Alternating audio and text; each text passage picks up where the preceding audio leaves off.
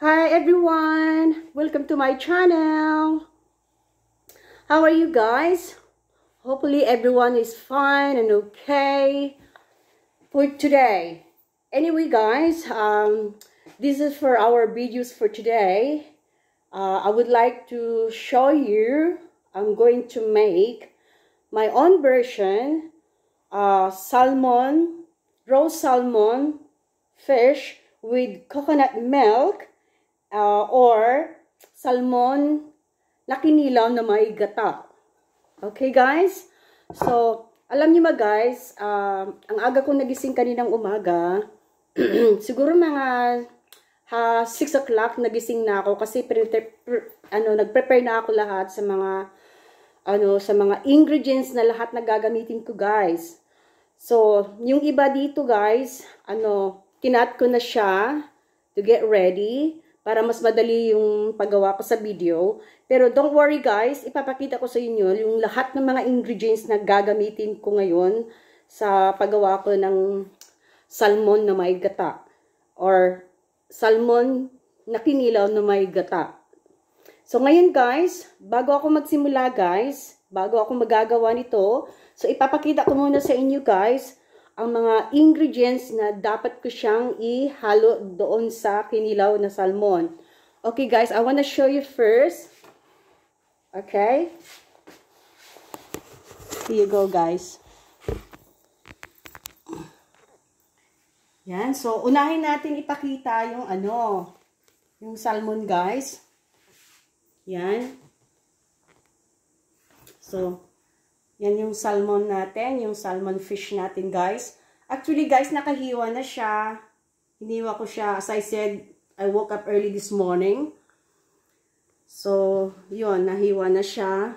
Tapos, hindi ko na lang siguro ipapakita sa inyo guys kung gaano siya kalaki, kaliit. Basta pinakita ko lang sa inyo nga, yun nga ang main topic natin ngayon, yung salmon fish na kinilaw. Tapos, lalagyan natin siya ng gata. Ngayon, ito lahat yung mga ingredients ko guys. Ayan, sa nakikita nyo. Ayan. Pasensya na guys. Ayan. So, ayan guys. So, andito yung ko guys. May ginger tayo dito. Tapos may daikon. Ayan, inano ko siya.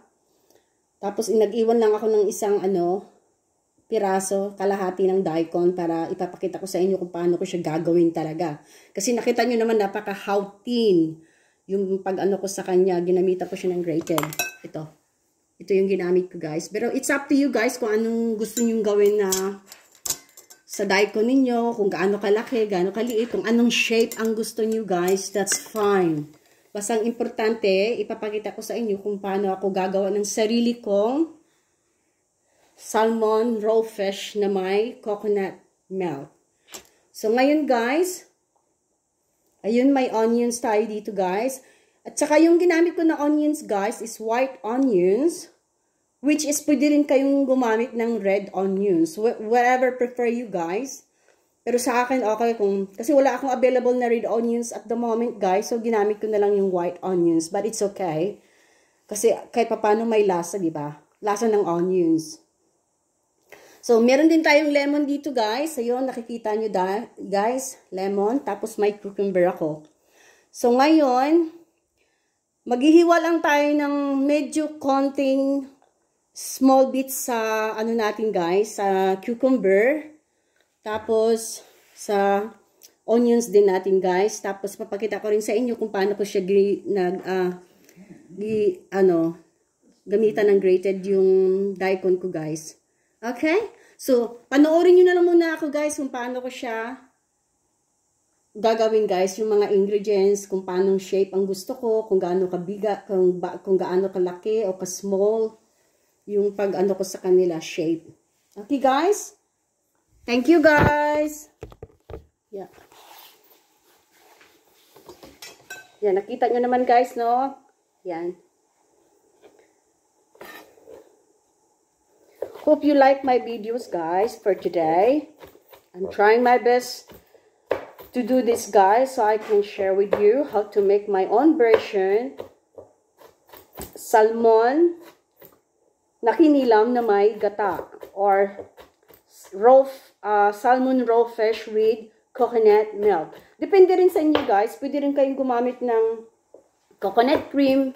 Pero mas gusto ko kasi, I prepare na gamitan ko siya ng coconut milk guys. Kasi yung coconut cream kasi masyadong thick. So, mas gusto kong gamitin yung coconut milk. Tapos, parehas lang naman ang lasa guys. Pero mas gusto ko kasi yung, yung hindi masyadong malapot. Siguro alam nyo naman guys na yung coconut cream is masyadong malapot. So, ngayon, i-slice ko lang siya ng konting mga slice guys. Yan. Kasi mas gusto ko kasi guys na yung pag-slice ko yung small bits talaga. Ayoko nung malalaki. Para pag kinain natin guys, dire-diretso. Especially yung sa mga taong may choking episode. You know guys. So, mas maganda rin yung ganito guys. Yung liitan na lang natin yung pag-slice. Para pag kinain natin, dire-diretso na siya. Hindi na tayo magngunguya. We don't need to chew it. Diba guys? Agree ba kayo guys? But it's up really to you guys kung anong gusto nyong shape or anong gusto nyong hiwa sa ingredients nyo, sa onions nyo, sa cucumber. Yan. So, ayun na guys.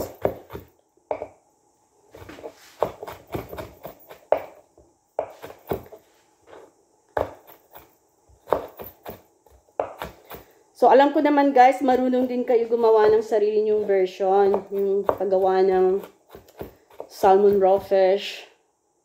Lahat naman tayo may iba-ibang ingredients, diba? Yeah. So, akin kasi, ito yung gusto kong ingredients na gagamitin pag gumawa ako ng salmon. Saka isa pa, yung salmon, very healthy for us. You know? Napaka-healthy niya na fish. Healthy food. Mahal nga lang, but we can only try sometimes, to eat salmon. Yung makaka-afford kayo minsan, guys. Hindi ko naman sinabing hindi kayo maka-afford. Of course, everybody can afford to buy it. So, ngayon, guys, tapos ko na siyang kinat yung maliliit na cut yung onions, guys. Guys. Pasensya na guys, medyo maliit yung chopping board ko guys, but it's okay na siguro ito. So, like I said to you guys, na maaga akong nagising this morning kasi nga ginawa ko na lahat ng mga ingredients ko, binalatan ko na sila, tapos ini-slice ko na sila ng malaking slice kahit paano. So, at least pag nag-start ako na gagawa ng video ko guys, kunti na lang yung papakita ko sa inyo. Hindi kayo maboboard.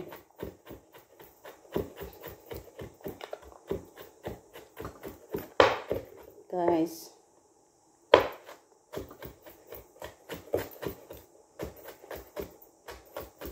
So, depende talaga guys sa paggawa nyo na o pag-slice nyo ng mga ingredients nyo, okay? Hindi ko naman sinabing gayahin nyo yung pag-slice ko sa sa mga ingredients ko. So, it depends sa inyo. Basta importante guys, pinakita ko sa inyo kung paano ko siya ginawa, kung anong ingredients. Yun.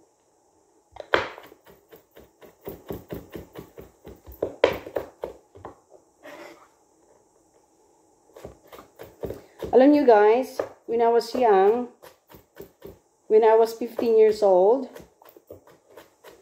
I already start learning cooking guys. Because I used to live to my grandma. And then my grandma used to teach me how to do it. Any kind of food guys. So kaya, alam ko na lahat, gumawa ng pagkain, tsaka doon ako natututo sa grandma ko kasi doon ako nakatira sa grandma ko. We are living in the countryside. And then, my grandma used to have so many different kind of vegetables. We don't really need to buy it. So, yun. Doon na lang kami gumagawa. Tsaka everyday kumakain talaga kami ng vegetable, guys. Kasi nga, we don't need to buy it. And it's, we had already our own garden. We can pick them up whatever we wanted. Yeah. So, kaya dito ako natututo. Tsaka gustong-gusto ko talaga ang, guys, yung gulay, guys. Paborito ko talaga yung vegetable. So, ito yung sinasabi ko sa inyo kanina, guys. Na mas gusto kong gawin yung daikon. Nag-grated ko siya. Kasi, mas masarap kasi siyang, nguyain. Pag medyo ganito ka thin. Yeah. Tsaka depende, guys, ha. Baka gayahin yung gaano ka. Depende sa paggawa nyo sa raw fish nyo. Kung maraming kinilaw ang gusto nyong gawin, guys, o gusto nyong gumawa ng maraming raw fish, so, syempre, dagdagan nyo rin yung ingredients nyo. Kasi, depende, maano nyo naman yan eh. Malalaman nyo naman yan, guys. Tsaka, isa pa, guys, you can use a different fish, guys. Different kind of fish. Like, pwede yung, yung gamitin yung tuna. Basta, wag lang yung guys, ha. Wag lang yung isda na, yung nakakahilo, wag yung gamitin yun. So, basta different kind of fish, guys. Yung medyo murang isda. Yun. Tsaka, yeah, so gamitin nyo rin i-apply nyo rin tong ingredients na pinakita ko sa inyo, guys. You can use a different fish, but exactly the same ingredients that I showed to you, guys. Okay? Yan. So, ayan na, guys. Tayo matapos. Paborito ko talaga guys, nang gumawa ng mga kahit different kind of dishes, guys. Especially ito kasi paborito ko talaga yung salmon, guys, eh. Paborito namin ng asawa ko to. Sa gustong-gusto ng asawa ko to. Yung raw fish. Kaya ito yung I decided na ito yung una kong gagawin. Kasi nagki-craving siya, nagki-craving daw siya. Yung asawa ko nagki-craving ng salmon. Raw fish na salmon. So now I make this one for him.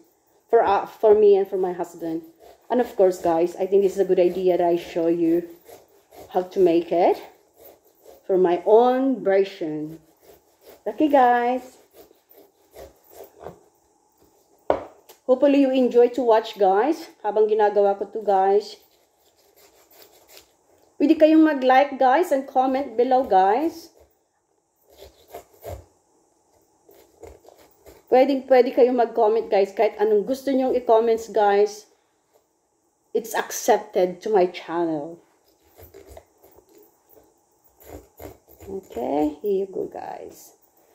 Ano siya? Tingnan mo naman, guys, kung gaano kaganda ang paggawa ko sa ingredients ko, guys. Look, all of the onions, the daikon, the ginger, and so as the cucumber, very, very thin slice. Very thin slice. So, ngayon, guys, ito na. So, ngayon, andito yung lemon natin. So, hindi ko na siya, mamaya ko na siya yung lemon. So, ngayon, guys, pakita ko muna sa inyo. Meron tayong salt. Sorry, guys. Pepper pala, guys. And then, meron tayong salt. And then, meron tayong konting vinegar, guys. Pag ako talaga gumagawa ng sarili kong kinilaw, guys, or raw fish, kunti lang talaga na vinegar ang nilalagay ko. Kasi nilalagay ko pa siya ng lemon, guys, eh. So, I don't really need to put too much vinegar on it. I don't like too much soury. Anyway, depende, guys. Depende sa inyo, okay? Maano nyo naman yun eh, yung taste. So, hindi ko sinabing Huwag niyong damihan. So, depende sa inyo guys. Basta sinabi ko lang sa iyo kung ano yung ingredients na in-apply ko o hinalo ko dito sa raw fish na salmon. Naggagawin ko ngayon. So, ngayon, ito na guys, tama na siguro ito. So, ngayon, meron din tayong, tawag dito, meron din tayong ano guys, what do you call this? Olive oil. Nilalagyan ko siya ng konting olive oil, guys. Konting-konti lang. Mamaya papakita ko sa inyo, guys. Okay? So now, pinakita ko lang sa inyo lahat, guys, ang lahat ng ingredients na ihahalo ko sa salmon raw fish ko, guys. So ngayon, guys, itatabi muna natin ito. Yan. So ngayon, as you can see, guys, yan, andito na lahat yung ingredients natin, guys. Yan. Tingnan nyo, guys. Maganda ba yung presentation, guys? What do you think? Tingnan nyo, guys. Diba? Very thinly, guys. Guys. Okay. So, ngayon, guys. So, sisimulan na natin, guys, na ihalo lahat ng ingredients dito sa fish salmon natin, guys. Okay? So, of course, actually, guys, mas gusto kong, ayokong maglagay ng gloves, to be honest, for the health and safety, guys. So, I prefer to use my hands. But don't you worry, guys. I already washed my hands 3 times. You know? So, don't worry about it. But it depends to you, guys. If you like to put your gloves on, but for me, I don't really need it. Because I prefer to use my hands, guys. As I said, malinis na yung kamay ko, guys. And then, kukuha lang ako ng, I'm going to get a 1 spoon and 1 fork, guys. Ito, guys. Ayan. Okay? So, pagkatapos na natin ilagay lahat yun, guys, ihalo natin yan mamaya. Okay? There you go. So, now, unahin natin ilagay yung ginger. So, inuuna ko talaga yung ginger, guys. Yan.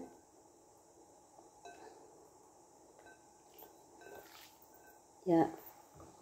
Kasi inuuna ko yung ginger, guys, para, ang sarap kasi ng lasa ng ginger, guys. Masarap yung lasa nito. So, kaya inuuna ko siya. Sa smell pa lang, mapapagutom ka na talaga, guys. So, next ilalagay ko, guys, is yung onions, guys. Yan. Yan, onions. Yan. Tapos,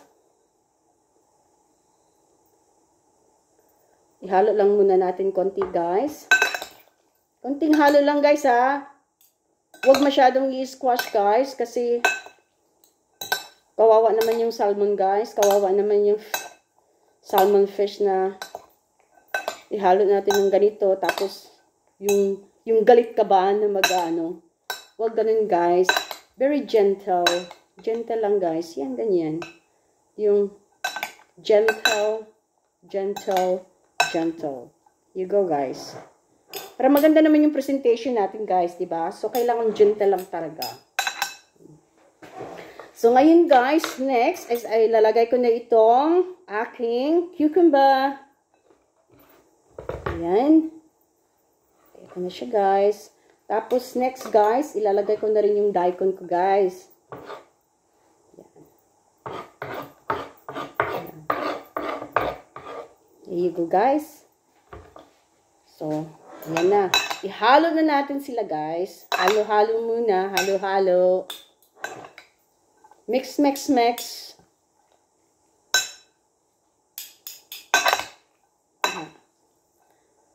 Keep mixing it until the flavor of the ingredients is get inside into the fish.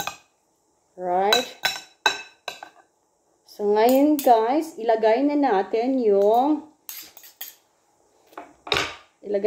teka lang, guys, ha, kasi parang hindi yata ako nakikita, guys. Ewan ko ba, guys? Maliit na nga akong tao, guys. Hindi pa rin ako makita sa video ko. Ayan. So, ngayon, guys, ilagay ko na yung konting vinegar lang, guys, ha. Konti lang ilalagay ko, guys. Yan. Tapos, maglagay na rin ako ng lemon, guys. Yan. Yan, guys, oh, lemon.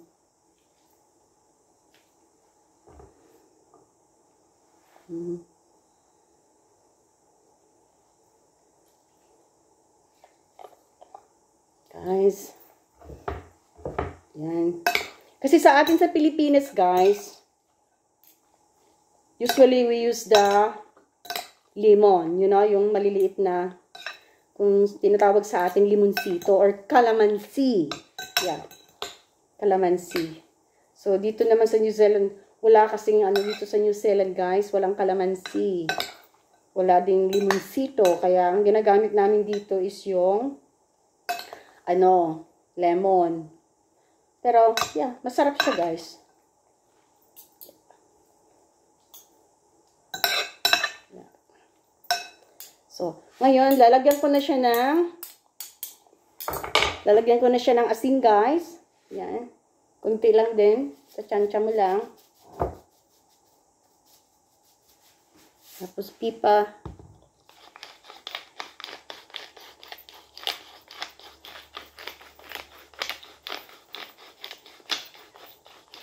Alam mo, guys, I suggest ko lang, guys, mas maganda talaga pag i-slice mo yung mga ingredients, guys, yung maliliit na slice. Kasi, parang mas maganda tingnan pag tapos mo na siyang ginawa, yung gagawa ka na ng presentation. Kasi makikita mo yung ano lahat ng ingredients doon. Pag maliliit na ano, slice. Tapos lagyan natin yun ng, ito yun, guys. So, ito yung tinatawag ko sa inyo. Olive oil, guys. Diyos ko, guys, grabe. Puro naman to healthy foods. Healthy ingredients ang ginawa ko, guys. Aabot kaya tayo nito ng 100 years old? I don't know, guys. Please comment below lang talaga, guys. Ayan.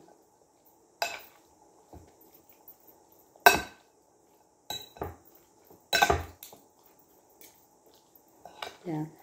As I said, guys, slowly and gentle lang, guys, yung pag-mix natin sa kanila, sa fish. Slowly mix and gentle, guys. Tsaka, ang gusto ko the only I like, guys, every time I make raw fish, is I don't like too much sauce on it. I prefer, you know, I prefer like this. Like, you know, I'm not saying it's dry, but you can see they have a little bit sauce inside on it. Just only a tiny sauce on it. But I don't really, because some people, they have a sauce on it, but I don't really like it. So I prefer to just a small sauce on it. Kaya kunti lang yung, that's why I only put small vinegar on it. Yeah. So, ngayon, guys, ayan na, guys. Masarap talaga to, guys. It's very delicious, guys, especially, you can eat this one, together with the corn, or together with the kumara, or different kind of vegetables, guys, what exactly you like. But I recommend, guys, I think it's good to eat this one with the kumara. And also, what do you call this? Purple yam. And then corn. So that's only I can suggest you guys. Because, to be honest, guys, normally in the Philippines, every time that we make this one, we make a raw fish, we normally eat with the kumara, cassava, and purple yam, and also the corn as well. That's exactly very yummy, guys, if you eat that with together. So anyway, guys, so ito na yung presentation natin, guys. So mamaya ko na lang siya tikman, guys, ha, pagkatapos ng presentation ko. But here, I'll show you guys, this is what looks like, okay? So, I think lalagyan ko muna siya ng more pepper, guys, para medyo naman konting, anghang at flavor ng pepper. Yeah. Kasi yung asawa ko gusto niya ng maraming pepper, eh. So, I wanna add more on it. But it depends to you guys. Kung ayaw nyo ng maanghang, you don't need to put too much on it. Yeah. So, it depends to you guys. Pero pag ako kasi gumagawa, ginadamihan ko talaga siya. Kasi, ano siya, medyo maanghang siya konti, guys. Okay? Yan.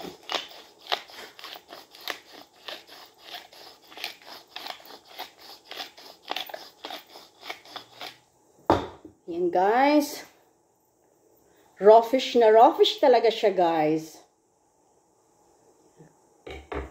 Tapos, iniisa lang natin konti dito, guys, ha? So, small dish, guys. Napakasimple lang talaga siyang gawin, guys. You know, diba? Ano, ang expensive lang dito, guys. The only expensive doing these things, because I'm using the salmon fish, that's a bit, you know. But don't you worry, guys. When I bought my salmon fish, it was on sale. You know, mura siya, guys. So, why not? Mura siya, guys. So, yun. I decided to buy it. And then, I'm gonna make that one for today's my videos, guys. So, I can show you how to make my own version salmon, raw fish salmon. Or, salmon na kinilaw na may coconut milk or gata. Okay? So, alam ko, guys, nagugutom na kayo, guys. Alam nyo, guys, kung nandito lang kayo, let's join with us, me and my husband, guys. Yan, guys. Tapos, lagyan lang natin siya ng mga kunting palamuti, guys. Para naman medyo maganda yung presentation natin, guys.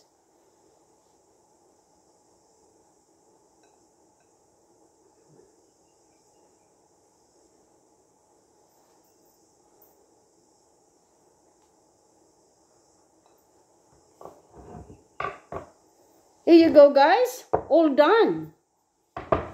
Ayan.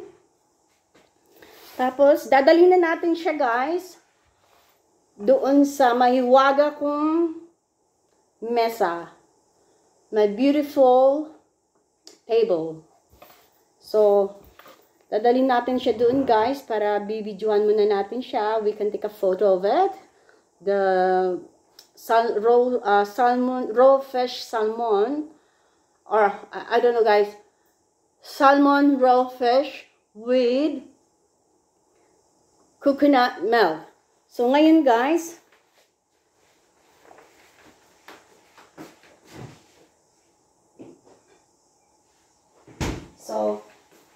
hinuhuli ko talaga siyang nilalagay, guys, ito. So, ito yung ano natin, guys. Ito yung coconut milk natin, guys. Yeah, as you can see, yeah. As you can see, guys, yan. Actually, guys, hinuhuli ko talaga siyang nilalagay, guys, kasi mas maganda kasi, guys, na I put this one at the end when the kinilaw or the raw fish is finishing done.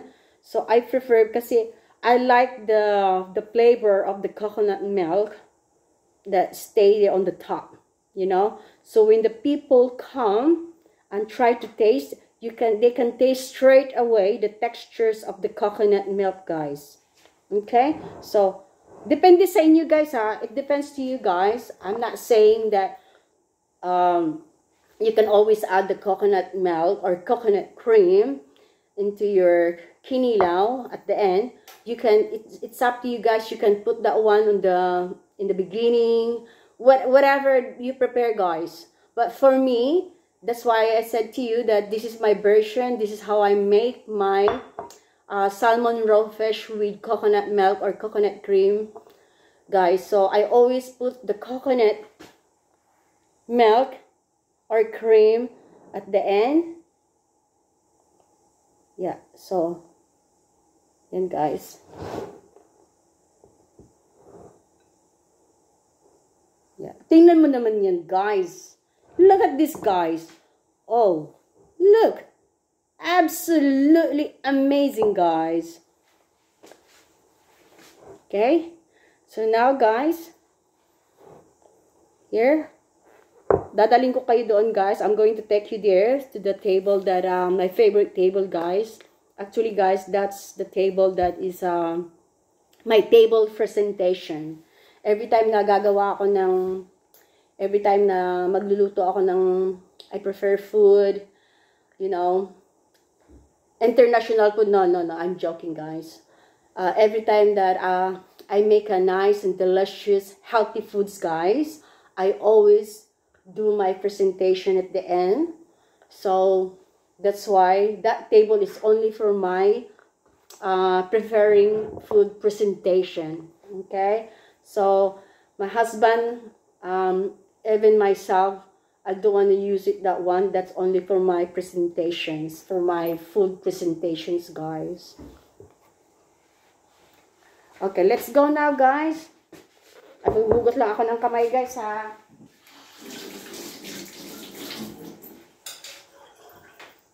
Okay, here you go, guys. So, we can bring this one now, guys.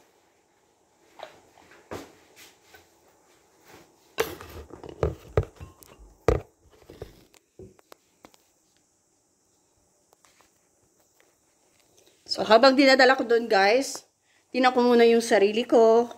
Kung mukha pa ba akong tao, guys. Or, mukha na ba akong inosente sa itsura ko, guys. O, mukha pa rin akong kusinera, guys. Do I look like a good chef, guys? Ito, guys. So, ito yung presentation ko sa inyo, guys. Dang, dang, dang! Here. Look at that, guys. Yeah, so that's my presentation, guys. Teka lang, guys, ha. Ano ko lang doon kayo, guys. Yan. Yeah. Kita nyo na, guys. Yeah. So, ito yung kinilaw ko, guys. That's my salmon raw fish, guys.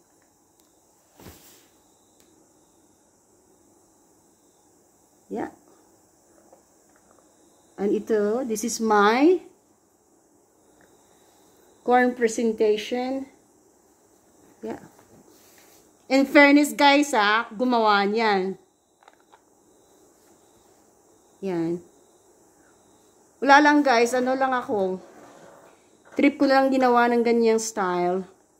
So, that's my corn design presentation, guys. Diba ang ganda tingnan, guys? Yan. So, yan siya, guys. Okay, guys. So, upo muna ako dito, guys. Yan. So, para... Yan, guys. Here. Sorry, guys, ha. Kasi kailan yung... Ginamit ko lang kasi muna yung kamay ko, guys, eh. Ayan, guys.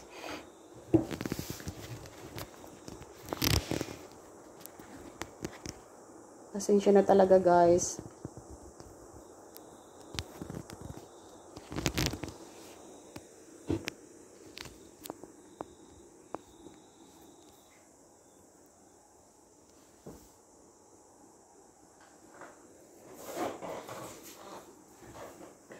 Okay, guys.